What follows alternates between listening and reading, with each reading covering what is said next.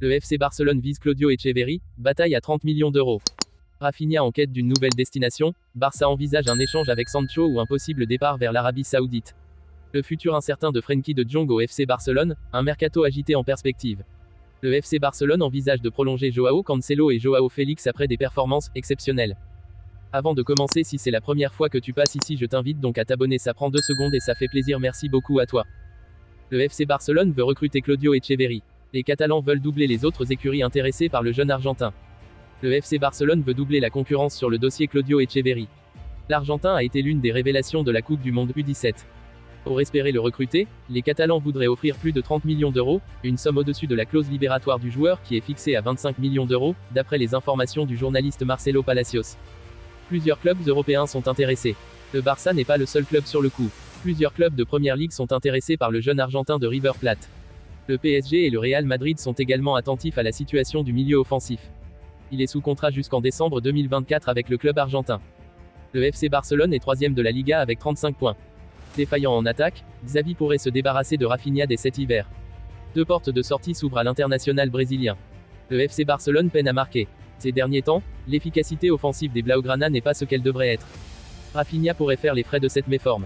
D'après Sport, même si le Brésilien a fait part de son envie de rester en Catalogne, le FC Barcelone ne le retiendra pas en cas d'offre sérieuse cet hiver. 2 destinations se dessinent pour le futur de Rafinha. Un échange avec Jadon Sancho est envisagé par le FC Barcelone. En effet, celui qui est désigné comme un indésirable à Manchester United intéresse fortement Xavi. Cet échange pourrait permettre à Rafinha de retrouver des couleurs. L'autre option vient d'Arabie Saoudite. Toujours d'après le média espagnol, Al Hilal semble vouloir s'attacher les services de l'ancien du Stade Rennais.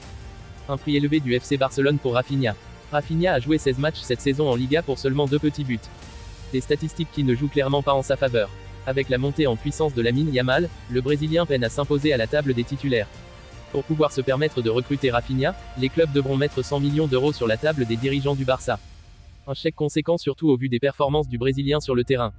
Mais ce prix se justifie aussi à cause des difficultés financières du FC Barcelone et de la somme alignée pour ses services il y a 2 ans, 75 millions d'euros.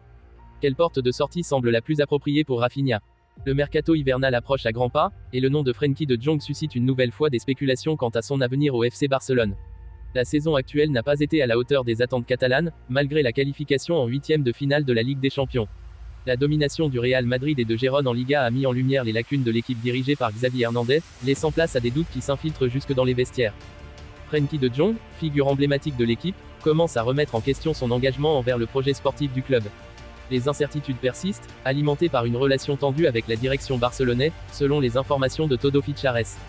Les coulisses révèlent que Deco, en interne, pousse activement pour le départ du joueur. Le FC Barcelone ne semble pas opposé à l'idée de se séparer de l'international néerlandais. Les dirigeants, en confirmant sa vente, espèrent s'assurer une rentrée financière conséquente, visant un montant dépassant les 75 millions d'euros. La presse espagnole annonce catégoriquement que si une offre atteint cette somme, Frenkie de Jong sera cédé. Dans ce contexte, les prétendants ne tardent pas à se manifester. Manchester United, fidèle à sa réputation, figure en première ligne pour s'attacher les services du milieu de terrain.